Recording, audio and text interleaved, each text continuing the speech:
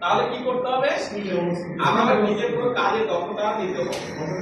আমি যদি দক্ষ হয়ে কোনো দেশে যাই তাহলে সেই কাজগুলো অর্থাৎ সেখানে আমরা যে কাজগুলো আছে সেই কাজগুলো করতে পারবো এবং আমরা সুন্দর লাইফ লিড করতে পারবো।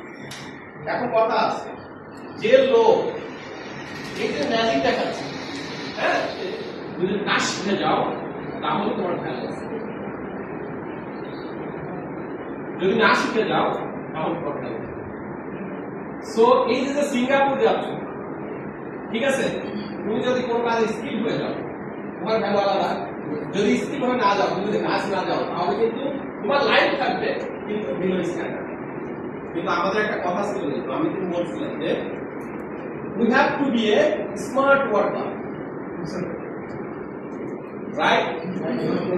যখন এই জিনিস আমার মাথায় ঢুকবে তুমি আজকে এই কনসেপ্টটাকে সেট করে দাও, I have to be a smart worker অথবা I have to be a smart person, I have to be a smart personnel, যেটাই হতে চাও না স্মার্ট রাইট। আজকে কথা বলতে কি না 3 লাখ টাকা আয় করে তাদের লাইফ হলো স্ট্যান্ডার্ড। ওই প্যারিস সিটিতে যদি তোমাকে থাকতে হয় মিনিমাম তোমাকে 10,000 ইউরো আর্ন করতে হবে, তাহলে তুমি মোটামুটি একটা লেভেলে এই 10,000 যদি আয় করতে চাও তোমার কাজ কোন ম্যাজিক দেখে হবে না বাজার বিক্রি করে হবে না কোনটা হবে?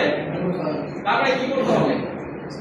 আমাকে যদি যেতে হয় তাহলে আমার কাজের প্রতি দক্ষতা আমার থাকতে হবে, আমাকে সুন্দর একটা কাজ অর্জন করতে হবে। দক্ষতা অর্জন করে যদি যাও ওইখানে মিনিমাম তুমি 7 থেকে 8,000 ইউরো চাই। তারপরে কি যেখানেই যাও